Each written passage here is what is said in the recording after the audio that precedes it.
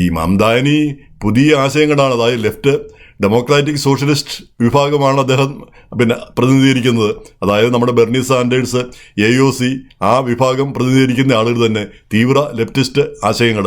അപ്പോൾ അദ്ദേഹത്തിൻ്റെ ആശയങ്ങളിൽ ചിലത് ബസ് സർവീസ് ഫ്രീ ആക്കണം, അതുപോലെ തന്നെ ചൈൽഡ് കെയർ കുട്ടികളെ നോക്കുന്നത് അത് ഫ്രീ ആക്കണം, പിന്നെ സിറ്റി തന്നെ ഡിപ്പാർട്ട്മെൻ്റൽ സ്റ്റോറുകൾ, ചെയിൻ സ്റ്റോറുകൾ, ഗ്രോസറി സ്റ്റോറുകൾ നടത്തണം.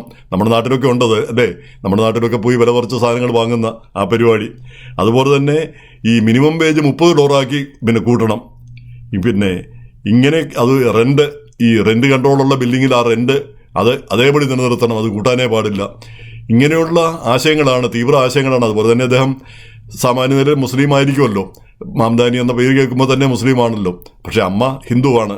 മീര നായർ, പിന്നെ പഴയ സിനിമാക്കാരി, Salaam Bombay, Mississippi Masala, the namesake, ഇങ്ങനെ കുറേ സിനിമകൾ എടുത്തിട്ടുള്ള വ്യക്തിയാണ് അമ്മ.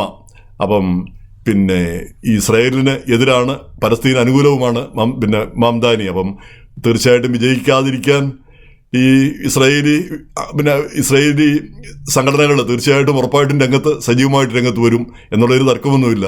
പക്ഷേ ഏറ്റവും ശ്രദ്ധേയമായ കാര്യം, ഈ മംദാനി ഈ ഇലക്ഷനിൽ $8 മില്യൺ സമാഹരിച്ചു കഴിഞ്ഞു. 8 മില്യൺ എന്ന് പറയുമ്പം ഈ മേയർ ഇലക്ഷനിൽ പരമാവധി ചെലവഴിക്കാവുന്ന തുകയാണ് 8 മില്യൺ, അത് നിശ്ചയപ്പെടുത്തിയിട്ടുണ്ട്. അതായത് ഈ ഇവിടെ 18,000 പേരിൽ നിന്ന് അദ്ദേഹം തുക സമാഹരിച്ചു. ആ ചെറിയ തുകകൾ, ആ 18,000 പേര്, വേറെ ആർക്കും അങ്ങനെ കിട്ടിയിട്ടില്ല. അങ്ങനെ തുക സമാഹരിക്കുമ്പോൾ ഈ ഒരാളിൽ നിന്ന് $1 $8 വെച്ച് സിറ്റി കൊടുക്കും, അതായത് $250 വരെ. അങ്ങനെ ഏതാണ്ട് 2.5 മില്യണോ മറ്റോ ആണ് അദ്ദേഹത്തിന് സിറ്റിയിൽ നിന്ന് മാച്ചിങ് ഫണ്ട് കിട്ടിയത്. കാരണം അതിൻ്റെ ആവശ്യം ഉണ്ടായിരുന്നുണ്ട്. ബാക്കിയുള്ള അത്രയും തുക 6.5 മില്യണോളം ജനങ്ങൾ തന്നെ കൊടുത്തു, ബാക്കിയുള്ളത് സിറ്റിയും കൊടുത്തു.